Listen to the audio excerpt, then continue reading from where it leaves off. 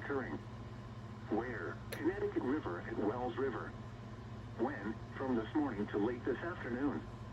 Impacts at 11.0 feet. Low-lying farmland near the river begins to flood initially on the additional 6:31 a.m. Friday, the stage was 11.4 feet. Recent activity.